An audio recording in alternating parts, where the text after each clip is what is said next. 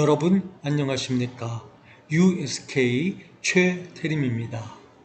그간 문재인 정권에서 이재명 정권으로 이어지면서 국가 안보의 훼손으로 국민들이 걱정이 많았는데 이번에 사관학교 이전 및 통합의 획책으로 국민들은 큰 근심거리 하나를 더 안게 되었습니다. 이에 오늘 저희 방송에서는 그간 강구한 좌익 정권들에 의한 국가 안보의 훼손 사례들을 전반적으로 검토해보고 이번 사관학교 이전 및 통합계획에 담긴 심각한 문제점들을 파헤쳐보는 중요한 시간을 갖도록 하겠습니다. 이제 현 정권 국가안보 훼손의 핵심 사항들을 들어보면 다음과 같습니다. 첫째, 전투태세 및 부대의 경계의 심각한 훼손입니다. 이미 많은 분들이 알고 계시듯 얼마 전 최전방 빈총 근무 지시를 들 수 있습니다. 1분 내 600발이 발사되는 고성능 무기인 기관총을 설치해 놓고 정작 탄환은 장전하지 않겠다는 것입니다. 1분 내 600발이면 초당 10발이 발사되는 것입니다. 그 다음이 부대의 경계에 총기를 소지하지 않고 3단봉으로 대신하며 경계 근무에 손들어 움직이면 쏜다는 수화도 못하게 한 사실이 드러났습니다. 비록 비판을 받아 철회되기는 하였으나 군대의 길을 포기하겠다는 행동이나 마찬가지이며 이재명 정권의 국방에 대한 안이한 자세를 적나라하게 보여주는 대목이 아니라 할 수 없습니다. 둘째, 국군 방첩사령부의 해체를 들 수 있습니다. 방첩이라는 국가의 중대 임무 앞에서 하나의 강력한 지휘체제가 되는 기관은 사라지고 그 기능은 몇 개의 부대로 쪼개져 버리고 말았습니다. 이는 국정원의 대공수사 업무 폐지 하에서 일어난 일이기에 더욱 심각한 문제가 아니라 할 수 없습니다. 국정원의 대공수사 업무 폐지는 이전의 좌익 정권인 문재인 정부에게 입법화되어 2024년 1월 1일부로 실시되었습니다. 대한민국의 안보 파괴는 바로 이 문재인 대통령 때부터 시작된 일이었습니다. 그는 일국의 국가 지도자였다기보다 실로 강고한 사회주의 혁명가였습니다. 그의 점잖은 태도와 잘생긴 용모에 속아 그를 대통령으로 뽑았다는 것은 정말로 우리 국민들이 엄청난 실수이자 국가적 비극이었으며 이로부터 자랑스러운 대한민국은 나락으로 굴러떨어지기 시작하였습니다. 셋째, 드론 작전 사령부의 해체를 들 수 있습니다. 현대전에서 드론은 게임 체인저, 즉 전세를 뒤집는 것이라 부를 만큼 중요성을 띠게 되고 그 통합적 지위는 현대 국방의 추세임에도 윤석열 정부가 2025년 발족시켰던 드론 작전 사령부는 현 정권 들어 해체되었습니다. 이는 북한의 무인기가 출몰하는 상황에서 일어난 일이라 더욱더 부적절한 조치가 아니라 할 수 없습니다. 넷째, 대전차 장애물 해체를 들 수 있습니다.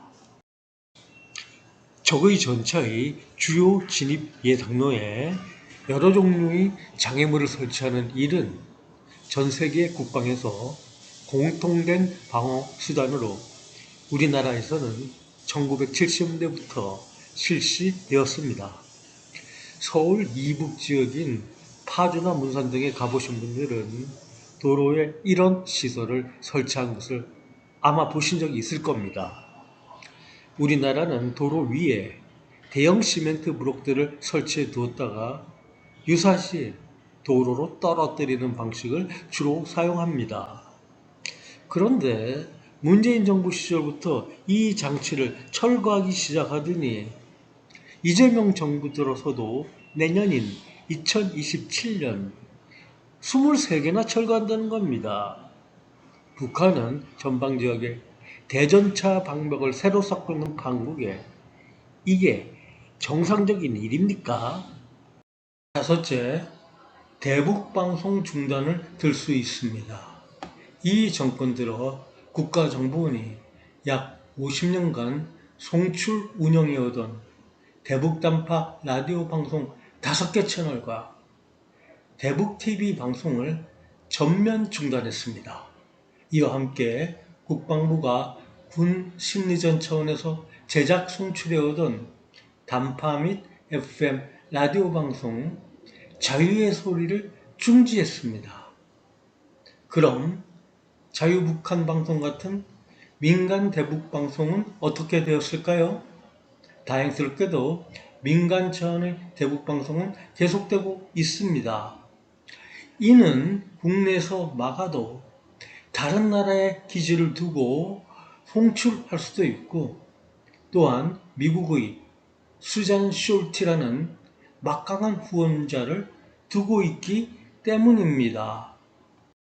미국의 대표적 북한 인권 운동가인 수잔 숄티는 외부 정보 유입이야말로 북한 주민을 계몽시켜 공산 독재 정권을 붕괴시킬 수 있는 가장 강력한 비폭력 수단이자 생명줄이라는 실록 명언을 남겼는데, 비록 현 정권의 이러한 조치가 당장 북한과의 마찰은 줄일 수 있다 하여도 훨씬 더 소중한 대의를 담고 있는 이 말을 현 정권은 뼈저리게 되새겨야 할 것입니다. 여섯째는 대북 확성기 사용 전면 중단입니다. 이재명은 대통령 자리에 오른 직후인 작년 6월 잽싸게 대북 확성기 방송을 중단시키고 이들 확성기들을 철거하였습니다. 일곱째는 한미연합훈련 축소로 현 정권 들어 약 30% 정도 줄어들었습니다. 전체적으로 국방을 미국에 크게 의존하고 있는 한국의 입장에선 한미연합훈련은 국방의 기초입니다. 여덟째는 전시작전 조기 환수 추진입니다. 국가적 자존심도 필요하겠지만 작전권은 넘겨주고 실익을 챙기는 것이 역시 현명한 일이라 봅니다. 마지막 9번째가 바로 사관학교 이전 통합 획책입니다.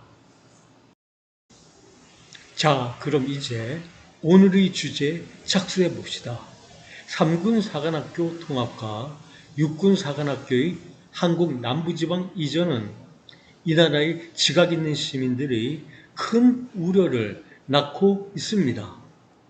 이 계획은 한국군의 중추인 6군 사관학교를 비롯한 3군 사관학교들의 약화를 가져올 것입니다.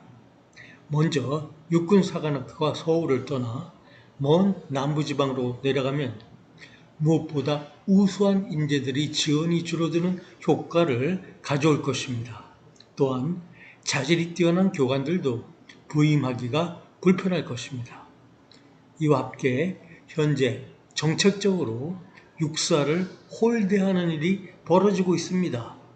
현재 군사평론가 활동을 하는 대한민국 특정사 707 특임단 김현태 전 단장의 말에 따르면 최근 육사 출신 장교의 소령 진급이 거의 100%에서 50%대로 급격히 줄었다고 합니다. 또 육군의 엘리트 출세 코스였던 육사 교관들도 진급에 큰 어려움을 겪고 있다고 합니다. 이로써 이번 사관학교 이전 및 통합 계획의 이면에는 한국군이 중추인 육사를 비롯한 상군 사관학교의 약화 목적이 있다는 추측을 할 수 있습니다. 그 다음 3군 사관학교 통합이란 4년 중 2년을 3군이 공통 과정을 거치게 하는 것인데 주지하다시피 3군은 각기 성격이 판이한 집단입니다. 이들을 굳이 2년간 공통으로 교육할 이유가 무엇인지 모르겠습니다. 이와 함께 중공의 하이브리드전이 극성을 부리는 현 시기에 건물의 신축과 장비 조달에 큰 문제가 발생하지 않을까 하는 우려가 생깁니다. 먼저 건물 신축에 있어서의 위험에 대해 살펴보겠습니다. 한국 건설 현장 인력으로는 중국에서 건너온 조선족이 큰 비중을 차지하고 있음은 주지의 사실입니다. 이 사진은 우리나라의 대표적인 새벽 건설 인력 시장의 광경입니다. 노가다를 뛰어본 경험이 있는 대한민국 남자라면 현재 이 나라 건설 현장 노동자의 주력은 조선족이란 사실을 다들 압니다. 정부가 건설의 단가를 낮추고 또한 중국과 좋은 관계를 유지하기 위하여 대한민국 노동자들이 노동의 대가를 희생하면서까지 조선족 입국과 취업 문호를 대폭 넓혔기 때문입니다. 그럼 전체 인력 중 조선족이 차지하는 비중이 얼마나 되는지 정확히 알아볼까요? 현재 한국 건설 인력의 실제적 비중에 대한 전문가들의 견해에 따르면 한국인 노무자가 약 35%, 조선족이 일부 중국인을 포함하여 50%, 그리고 기타 국적이 15%쯤 됩니다. 이것이 정부 공식 통계와는 사뭇 다른 이유는 주로 편법 취업으로 정식 통계에 잡히지 않는 부분이 상당 정도 존재하기 때문입니다. 그런데 이 조선족 집단은 건설에 있어 설비, 인테리어, 골조, 그리고 일반 노무 부문에 널리 진출해 있습니다. 조선족 노무자들을 공연히 의심해서는 안 되겠지만 이들이 짓는 건물이 정보의 보안에 있어 정말 믿을 수 있겠는가 하는 주의를 해보는 것은 당연한 일이 될 것입니다. 지금 중공이 세계 각국에 소리 없는 침투를 하기 위해 별의별 짓을 다 하고 있다는 것은 주지의 사실이 아니겠습니까? 그런데 장비의 조달에 대해 생각해 보면 이 우려는 훨씬 더 심각해집니다. 만약 새로 도입할 장비에 중국산이 섞여 있다면 새 군사시설의 보안에 심각한 문제가 생길 것입니다. 중공에 한없이 친절한 이재명의 정권 하에서 새로 구입할 장비에 중국산이 섞여 있을 것은 뻔한 일 아니겠습니까? 더욱이 이 시설은 국민의 생존을 책임지는 군사시설입니다. 생각이 여기에 미치면 정말 소름이 끼칠 지경입니다. 국가 최고 책임자라는 이재명은 정말로 이 일에 도사린 위험을 모른다는 것입니까? 권력을 잡았으니 국방도 내 맘대로 건드려 보자는 심산입니까? 정당한 방식으로 권력을 잡지도 못한 주제에 말입니다. 이 일 앞에 비단 우리 국민들뿐 아니라 한미동맹의 한 축인 미국의 지도자들도 가만히 있지 않을 것입니다. 만약 이 계획을 실행에 옮겼다가는 정말로 무사하지 못하다는 사실을 엄중히 경고하면서 이 계획의 즉시 철회를 강력히 촉구합니다.